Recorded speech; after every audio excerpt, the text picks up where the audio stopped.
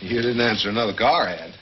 Party's on its way over. Andy Griffith rose to fame as Sheriff Andy Taylor, the kind-eyed widower whose gentle wisdom carried the heartbeat of the Andy Griffith Show.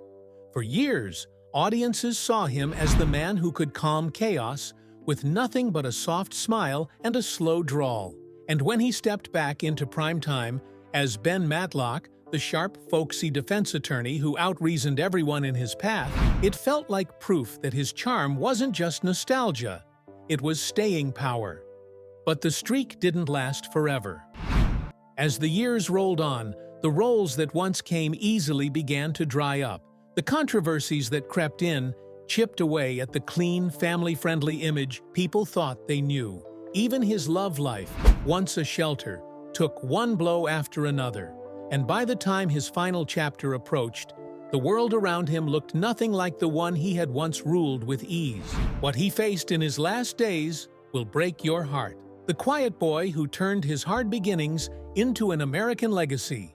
Andy Griffith entered the world on June 1, 1926, in the small town of Mount Airy, North Carolina, a place that would later mold not just his childhood, but the entire mythos built around him. He was the only child of Carl Lee Griffith and Geneva Nunn, a couple doing everything they could to stay afloat during lean years. Money was so tight that baby Andy didn't even have a crib waiting for him. For months, relatives tucked him into dresser drawers, making do until his parents could find their footing. When he was 3, his father's new job as a helper and carpenter finally opened the door to a little stability. The family bought a home on the south side of Mount Airy, a neighborhood people whispered about, the kind locals labeled the wrong side of the tracks. Andy knew it, even as a child. He felt the weight of those unspoken judgments every time he walked into school. He was quiet at first, almost retreating into himself. But the moment he realized his classmates cracked up when he leaned into humor, something unlocked in him. That shy boy started finding his rhythm, one joke at a time. Music wrapped itself around him early. It wasn't just background noise, it was the heartbeat of the house. And by high school, it was clear this wasn't a passing interest. It was becoming the center of his world. Drama followed close behind. The school's arts program gave him room to stretch, experiment, and discover that his voice carried more power than he knew. Being raised Baptist added another layer to his journey, but it was Ed Mickey, the minister at Grace Moravian Church, who truly reshaped his path. Andy looked up to him with a kind of quiet devotion. Mickey led the brass band, coached him through songs, and placed a trombone in his hands as if handing him a future. Through those high school years, Mickey nurtured every spark of talent he saw in the boy, guiding him right up through graduation in 1944. Then came the moment that felt like a door swinging wide open. Paul Green offered him a part in The Lost Colony, the legendary Roanoke Island play that's still performed today. Andy didn't step into the spotlight overnight. He worked his way through small roles, learning the rhythms of the stage, building confidence piece by piece until he earned the role of Sir Walter Raleigh, a character tied so deeply to North Carolina history that landing it felt like a homegrown triumph. College pulled him to Chapel Hill next. The University of North Carolina became the place where he sharpened every creative instinct he had. At first, he thought he might become a Moravian preacher, following a steady, respectable path. But the pull of music was too strong. He switched majors, stepped into the Carolina Playmakers, and let performance take over entirely. By 1949, he walked out with a Bachelor of Music degree and enough stage credits to show he hadn't wasted a minute. He became president of the UNC chapter of Phi Mu Alpha Sinfonia, the country's oldest fraternity for men in music, and he threw himself into student operettas, the Gondoliers, the Mikado, HMS Pinafore, and the Chimes of Normandy.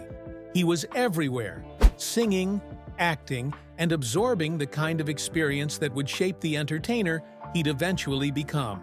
After graduation, he didn't jump straight into fame. He went back home to North Carolina and taught drama and music at Goldsboro High School. His classroom became a breeding ground for talent. One of his students was future broadcasting legend Carl Cassell.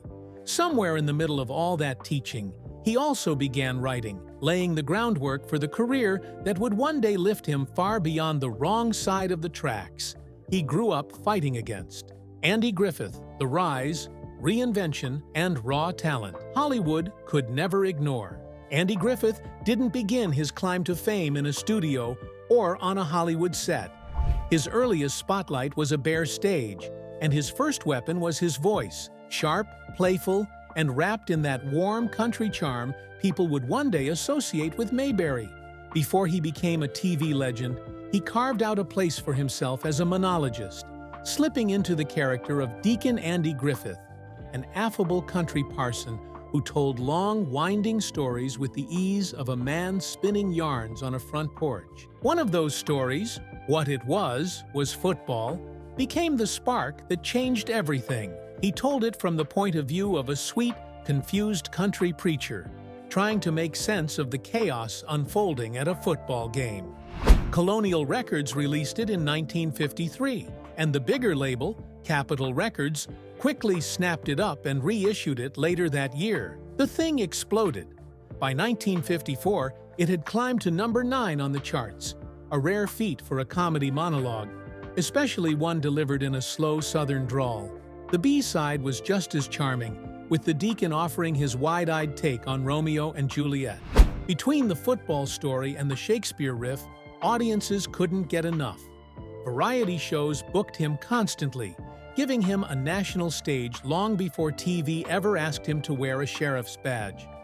That little sliver of fame opened the door to a career-defining moment. In March 1955, he stepped into Ira Levin's No Time for Sergeants on the United States Steel Hour, playing a wide-eyed country boy tossed into the United States Air Force. Viewers loved him instantly. A few months later, he was on Broadway doing the full-length version of the play, carrying that same country charm into New York City and holding his own under the bright stage lights. His performance earned him a Tony nomination, and critics couldn't get enough of him. In the New York Times, Brooks Atkinson wrote that Griffith didn't need to act above or below his character. All he had to do was walk on stage, look the audience directly in the eye, and suddenly Will Stockdale had them all in a chokehold. The momentum didn't slow. Warner Brothers pulled him into the 1958 film version of No Time for Sergeants, and tucked into the cast was a jittery, nervous comedian named Don Knotts, a man who would eventually become Griffith's lifelong friend and comedic soulmate. Their chemistry was so undeniable that people still point to that project as the direct inspiration for Gomer Pyle, USMC, the classic sitcom spun off from The Andy Griffith Show. Griffith's next big stage moment came in Destry Rides Again, where he played the title role opposite Dolores Gray. The musical ran for over a year, 472 performances, and earned him another Tony nomination. Hollywood tried to keep the fire burning by giving him another military comedy lead in Onion Head, but that one fizzled out quickly. Even so, it didn't stall him. Something bigger was coming. Then came September 1960. CBS handed him a sheriff's badge, a small fictional town called Mayberry, and a child actor named Ronnie Howard, and television history shifted. The Andy Griffith Show wasn't flashy or loud. It was gentle, funny, grounded, and built around Griffith's steady presence as Sheriff Andy Taylor, a widower raising a little boy while keeping his quirky town in line. The moment Don Knotts stepped in as Deputy Barney Fife, the chemistry snapped into place. Week after week, America kept tuning in, drawn to the soft humor, the human warmth, and the easy rhythm of life in Mayberry. Behind the scenes, Griffith was in every creative conversation, even though his name never appeared in the writing credits. He helped with episodes, guided tone, and protected the heart of the show. Knotts became a breakout star, winning Emmys left and right. Frances Bavier followed with her own Emmy for playing the beloved Aunt Bee, but Griffith, the anchor of the entire series, was never nominated, not once. By 1967, CBS still wanted him for another season, But he knew he had gone as far as he could with the character. He wanted to stretch, try films again, explore other roles.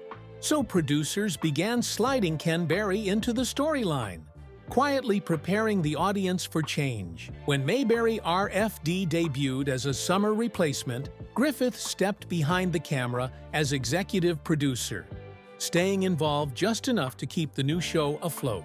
He guest starred a few times, finally giving Andy Taylor a proper send-off with his wedding to Helen Crump.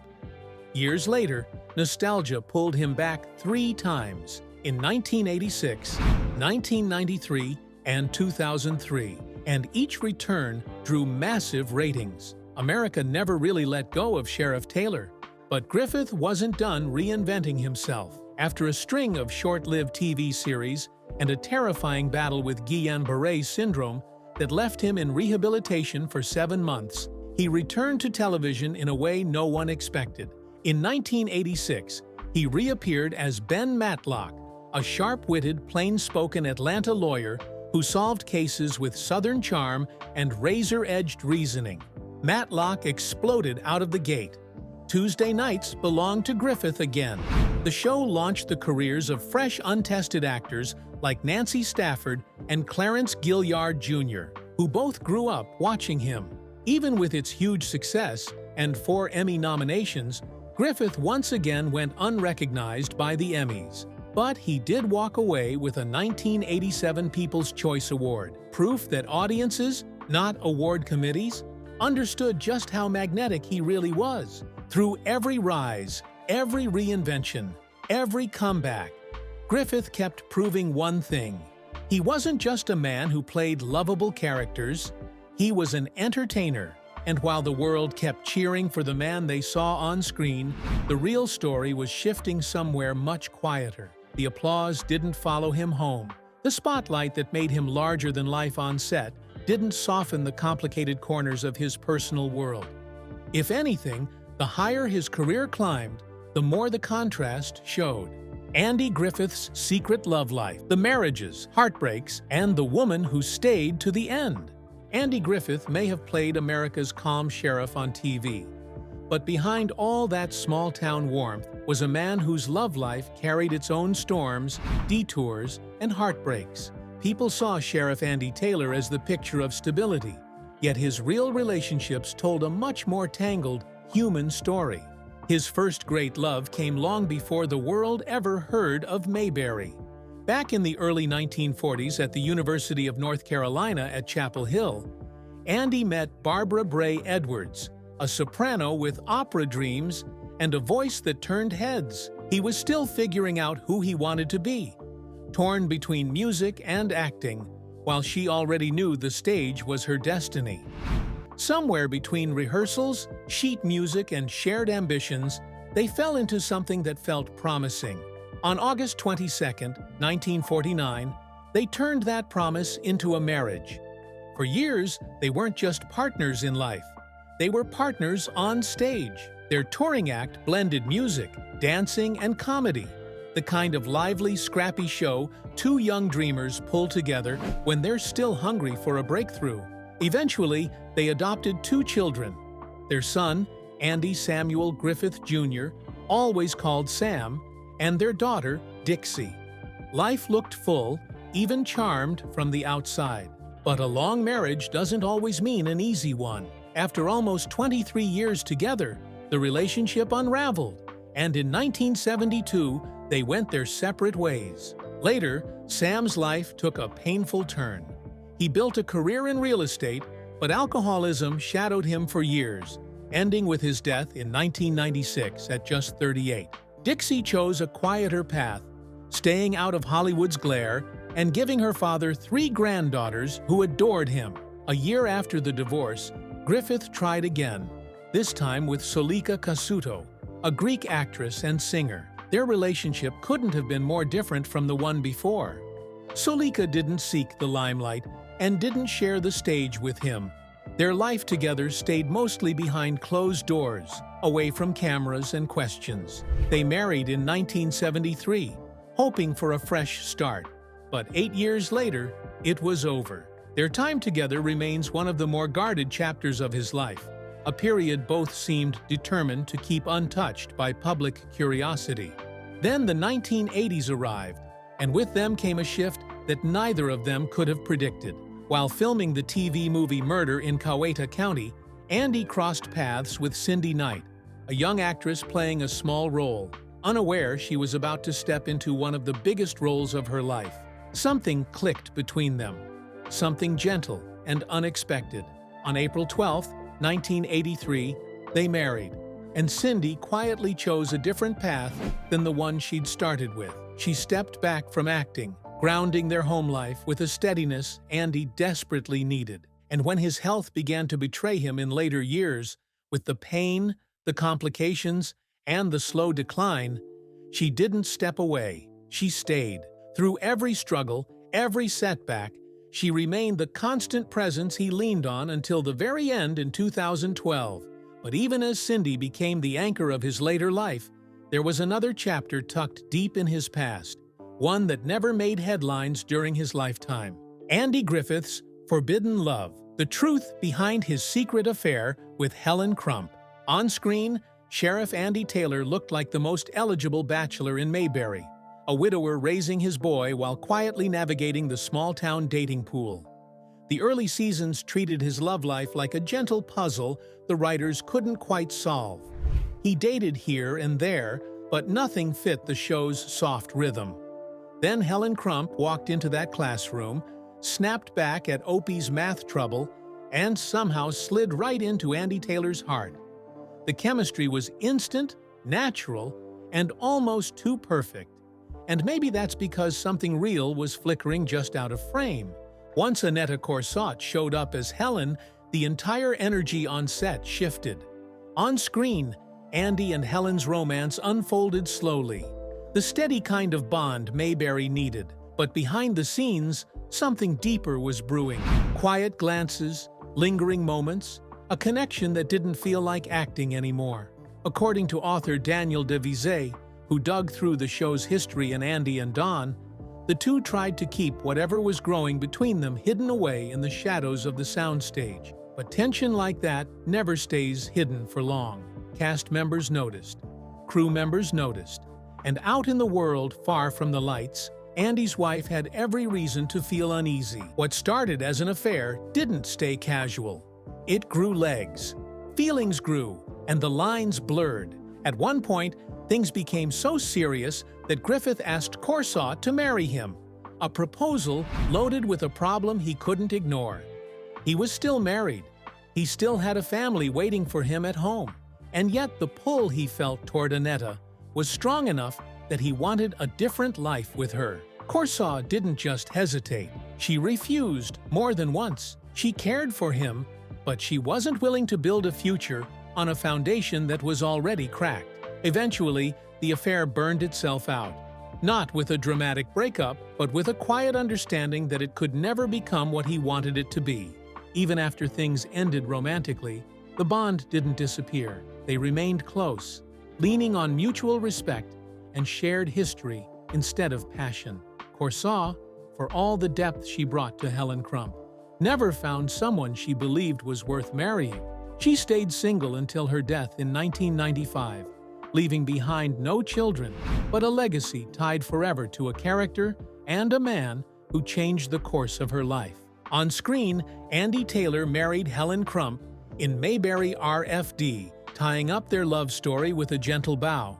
Off-screen, Andy Griffith and Annetta Corsott lived a much messier version, tender, complicated, and wrapped in secrecy. It was the kind of affair that didn't just fuel rumors, it left a mark. And once you know the truth, those quiet scenes between Andy and Helen hit with an entirely different weight. But if Griffith's private life could surprise, what happened behind the camera on Mayberry was a different kind of revelation altogether. The calm, friendly, small-town world audiences adored was only a facade. Beneath the lights, laughter, and perfectly timed jokes, tempers flared, loyalty shifted, and the bond between Andy Griffith and Don Knotts, the duo who made Mayberry sing, carried shadows few fans ever suspected. The Dark Truth Behind Mayberry, Andy Griffith and Don Knotts' Hidden Chaos. Andy Griffith and Don Knotts walked onto American screens as the harmless peacekeepers of Mayberry, two country boys with soft voices, easy smiles, and a town so innocent it felt frozen in time. But behind that sunny facade was a world that looked nothing like what viewers imagined. While the cameras painted them as gentle, small-town heroes, their real lives were tangled with tempers, secrets, and behavior that would have shattered the illusion if fans had ever seen the cracks. From 1960 to 1968, The Andy Griffith Show created a place that felt safe. Sheriff Andy Taylor guiding folks with calm wisdom.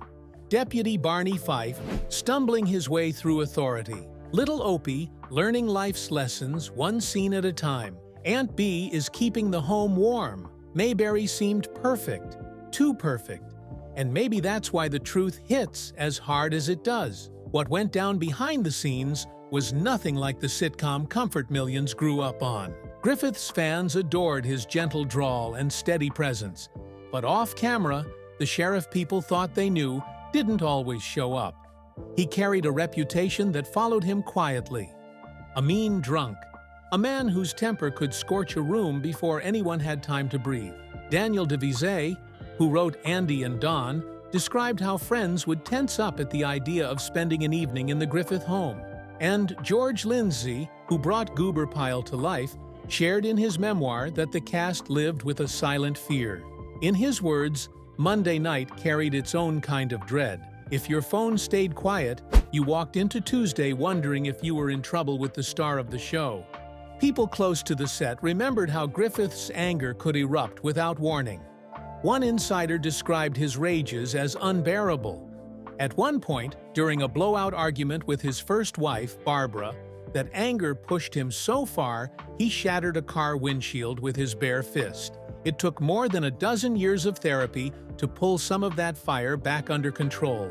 And even then, parts of him still felt raw. Growing up on the wrong side of the tracks in Mount Airy had left him sensitive, defensive, and quietly competitive. Watching Knotts rack up Emmys didn't help. Griffith felt overlooked, especially when critics kept handing his co-star the praise he wanted for himself. But Knotts had wounds of his own that he carried like a hidden bruise. His childhood in West Virginia was the kind of darkness no sitcom could wash away, with a disabled alcoholic father who once held a knife to his throat. That kind of fear doesn't just disappear. It shapes how a person survives. It shaped how he worked, how he reacted, and even how he pulled away. The tension between him and Griffith never fully went away, and it eventually pushed Knotts out of the show after 5 seasons. But the truth is, their story didn't start in rivalry. It started in friendship. Back in 1955, long before Mayberry existed, Griffith and Knotts connected while performing together in No Time for Sergeants on Broadway. They clicked instantly, two small-town boys with big talent, and the kind of chemistry that shows don't find twice. And together, they dove into a lifestyle that came with its own shadows. Behind closed doors, they weren't the small-town gentleman fans imagined. They became partners in excess, chasing women, stepping out on their first wives, and going on double dates with their mistresses, as if the rules everyone else lived by didn't apply to them. Their dynamic on set wasn't always sweet, either. Griffith liked to push Knotts' buttons. Whenever he was annoyed, he'd call him Jess, using Knotts' real name, a name Knotts hated. He'd drop heavy metal film canisters beside him while he slept just to watch him jolt awake.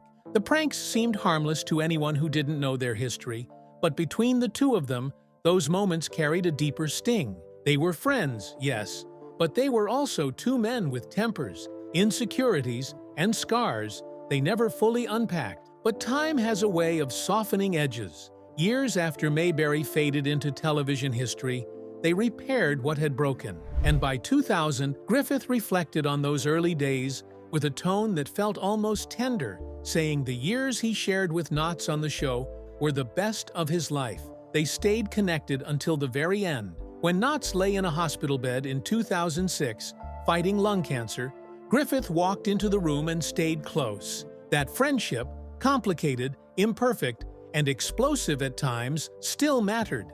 It's wild how a show built on innocence hid so much chaos behind the scenes.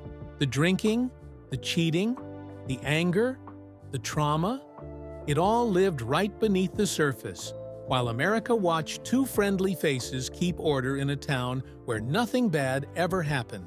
How Andy Griffith spent his final days will break your heart.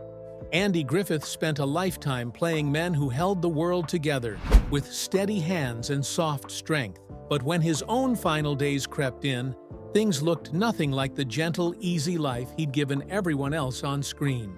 The man who once felt larger than Mayberry itself was suddenly fighting battles his fans never saw coming, and the quiet pain that surrounded those last moments still hangs heavy over his story. His ending wasn't glamorous or grand. It was lonely, rushed, and painfully simple, the kind of farewell that makes you wonder how someone so beloved could slip away so quietly. Long before those final years, Griffith had already learned what it meant to be overlooked. His breakout on Broadway in No Time for Sergeants put him in the spotlight, sharp enough to earn a Tony nomination, but not sharp enough to win. Ed Begley walked away victorious, and Griffith walked away with the first reminder that he would always be close, but rarely crowned. The only thing he took home that night was a Theatre World Award, a small pat on the back instead of the real recognition he deserved. Then came The Andy Griffith Show, the role that gave him an entire country's love. Yet behind that affection was another sting. Don Knotts kept earning Emmys. Frances Bavier got her own accolades. And Griffith, the soul of the series, didn't even receive one Emmy nomination for the show that practically carried his name. He built Mayberry, held it up, and shaped it, and still the industry looked past him. His single primetime Emmy nomination didn't arrive until years later. And it wasn't for comedy or for Matlock. It came from Murder in Texas, where he stepped into the skin of a father drowning in grief. The role was heavy, dark, and brutally emotional, a far cry from his usual warmth. The nomination came, the win didn't, and once again the pattern held. He was always right there, almost touching glory, but somehow never allowed to claim it. And then his body turned against him.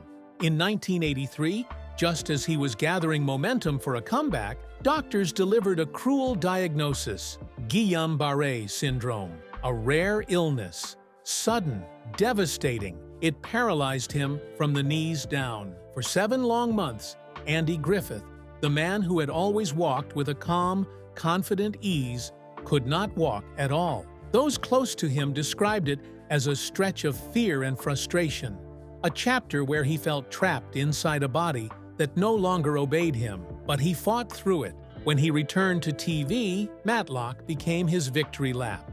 It demanded movement, presence, and power, and he delivered every bit of it while standing in knee braces, steadying himself through pain just to get the scenes right. He gave the world another character to love, even as his own strength was slipping away behind the curtain. Then came the next blow. After 6 strong seasons, Matlock began to dip in ratings, and new network executives wanted to clear out what they called older shows. They didn't ask him. They didn't warn him. They simply cut the series loose. Another chapter closed on someone who had given everything he had, only to be pushed aside again. Music remained his safe place. And in 1996, his gospel album, I Love to Tell the Story, finally earned him something acting never did: a Grammy. Even that didn't stay peaceful for long. Years later, a Wisconsin man legally changed his name to Andrew Jackson Griffith and ran for sheriff, using the fame of the name to pull in attention. Griffith took him to court, arguing that the impersonation wasn't just disrespectful, it was misleading the public. But the judge ruled in favor of the copycat. Another loss. Another moment where Griffith had to swallow the sting of being overshadowed. His body, always tough, started to bend under the years. In 2000, he underwent quadruple bypass surgery and somehow bounced back. But age has a way of collecting its debts. 7 years later, he fractured his hip in a fall, Pain became a constant companion. Still, none of it compared to what came in 2012. That year, Andy Griffith suffered a heart attack, and the fight left him.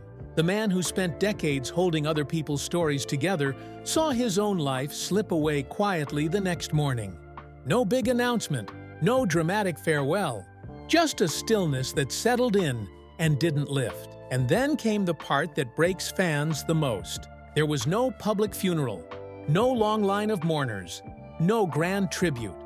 Honoring his wishes, his family kept everything private. Within just 5 hours of his death, Andy Griffith was buried on Roanoke Island. No crowds, no cameras, no ceremony.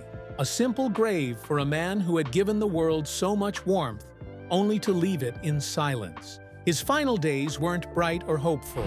They were heavy, painful, and quiet.